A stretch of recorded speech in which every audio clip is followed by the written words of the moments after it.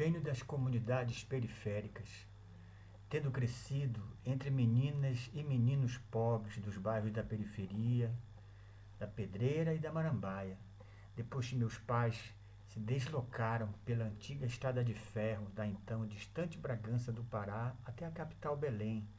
em consequência da crise que afetara fortemente a economia de uma grande família de 9 filhos,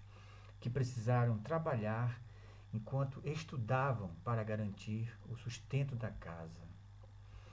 Os antepassados enterrados em Tentugal, Açaiteua, Viseu e Bragança também vieram com as memórias dos tempos de outrora,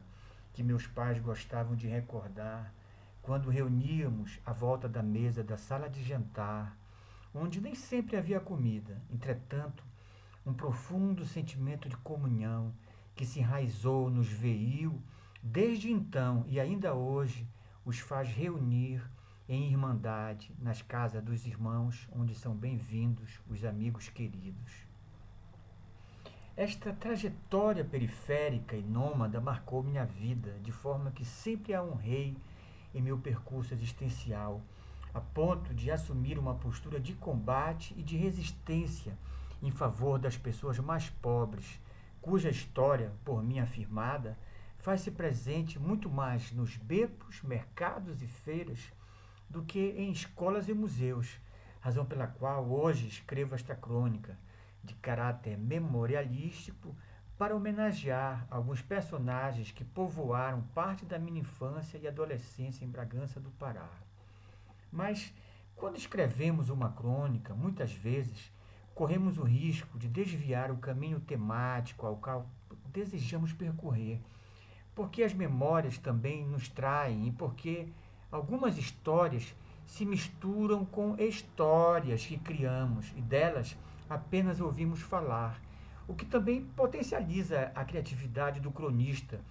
que vê nascer uma nova crônica enquanto ainda está a fazer uma trilha em direção ao tema sobre o qual deseja escrever.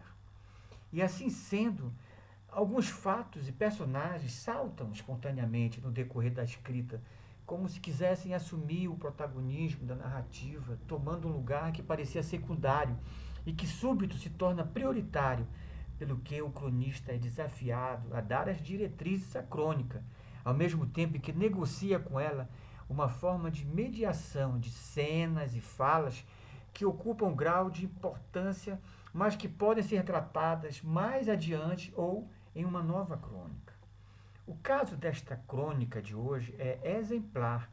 para o que me proponho e tenho me proposto. Primeiro porque, além de poeta, jornalista e realizador de cinema,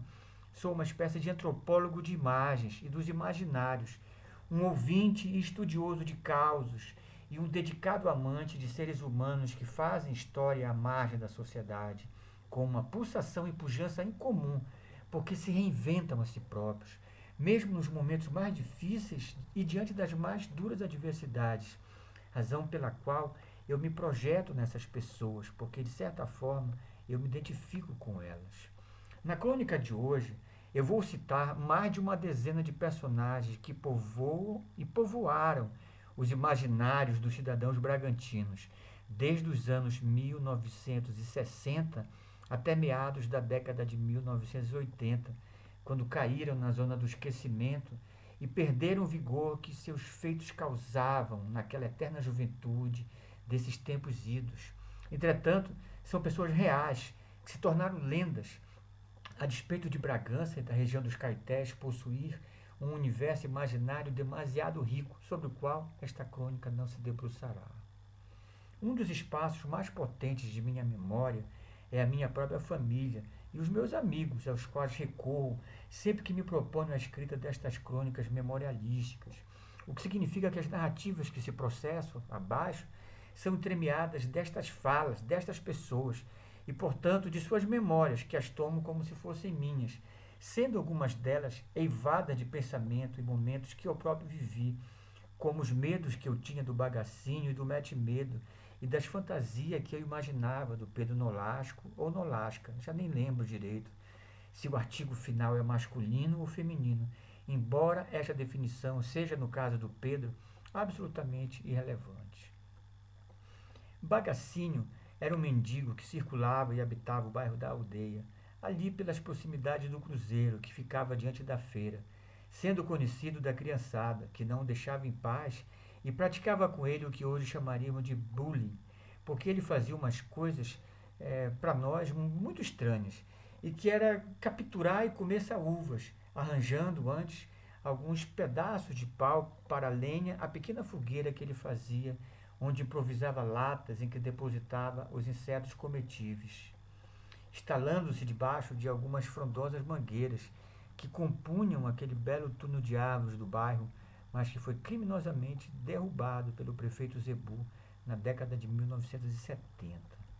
E estas formigas similares às saúvas, com asas, apareciam de todo lado logo depois da chuva, em dias quentes, e eu não tinha a menor ideia de que estas içás eram mesmo nutritivas e proteicas, sendo ricas em vitamina do complexo B, ferro e cálcio, e que elas voavam feito loucas porque era o período do acasalamento delas. Entretanto, o bagacinho as saboreava em suas refeições, enquanto passávamos por ele a correr, chamando bem alto pelo nome, Bagacinho! No que ele se levantava a correr atrás de nós e a gritar, filho de uma fudedeira, que era uma espécie de slogan que nos ofendia, mas que afinal gostávamos de ouvir porque sabíamos que incomodávamos. De todos os personagens que vou citar, esta é a que mais me marcou, porque de fato eu a vivi. Entretanto, nunca soube o nome do bagacinho, nem sei quando morreu ou onde foi enterrado, mas sua figura idosa, suas roupas rotas, seu olhar cansado jamais me abandonaram a mente. Ao passo que, por exemplo, Mete Medo, eu só ouvi falar, mas morria de medo dele, tendo ouvido ao seu respeito algumas narrativas diferenciadas, sendo uma delas em uma coluna do Gerson Guimarães, Figuras Folclóricas de Bragança, onde ele também cita o Rolinha, o Gato Seco, o Bacurau e o Japaca, que foram nomes citados por outras fontes familiares, afetivas,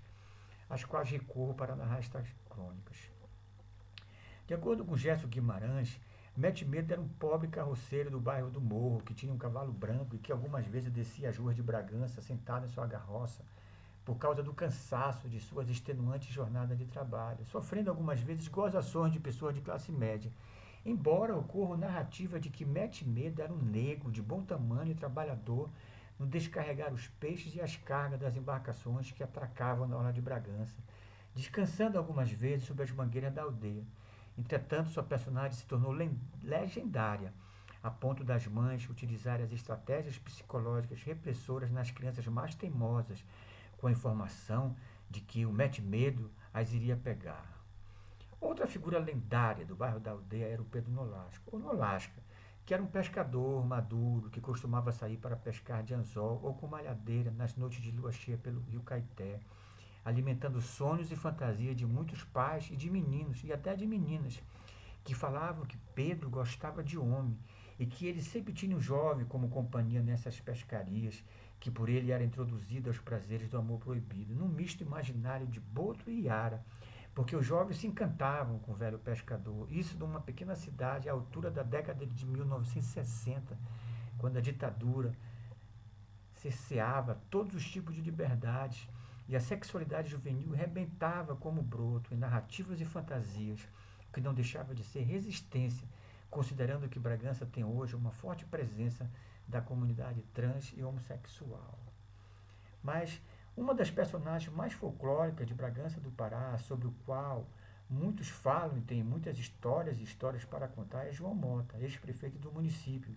que deixou uma marca para além de política em sua gestão, inclusive com atribuição de causas a este personagem que talvez ele nem tenha vivido.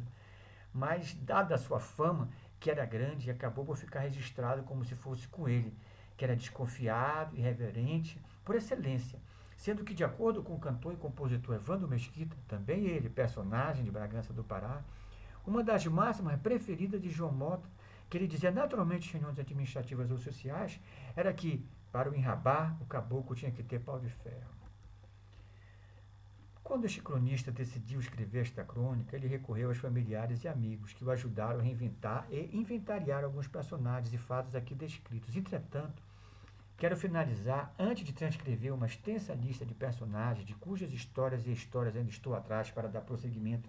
a este projeto das Crônicas Bragantinas, preciso fazer um data vênia ao amigo e dramaturgo Avis de Castro, sem dúvida, um dos maiores declamadores e contadores de história do município de Bragança do Pará, assim como o pesquisador José Ribamar de Oliveira, sendo ambos fontes inesgotáveis das memórias da região dos Caetés. Como lhes disse,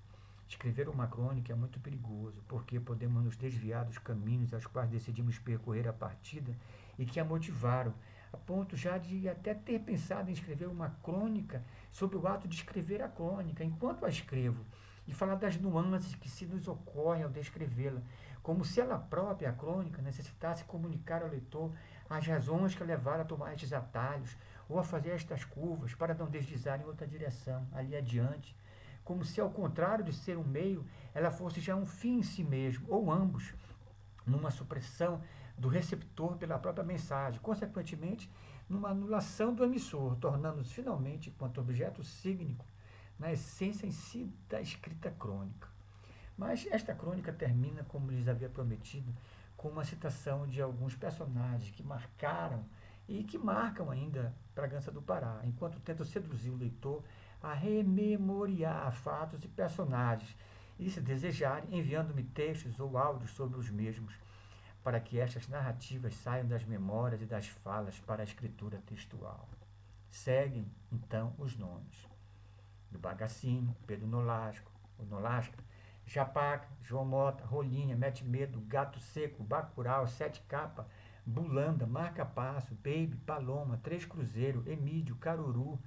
Bonito, Macho da Mãe, Quebra-Osso, Couro Grosso, Ele e a Burra Dele, Para Grande, Peixe-Pau, Maria de Barro, Bibiu, Paulinho da Vila Sinhá, Marcelo do Carrinho de Mão, Miricho, Pamonha, Padilha, Tonga, Cajibira, Tacagado, Cafifa, Nosso, Mexe ali das Rabecas, Dário Cariru, Fanta, Esmelinda, João Guilherme do Morro, Flor de Ajuruteua, Caranga, Bené Bulau, Seu Rogério, Nego Liga, Seu Zé do Necrotério, Jabuti, Leão do Mar, Tico Neto, Maria Pandeiro, Dona Santa, Severo e Sarapanã.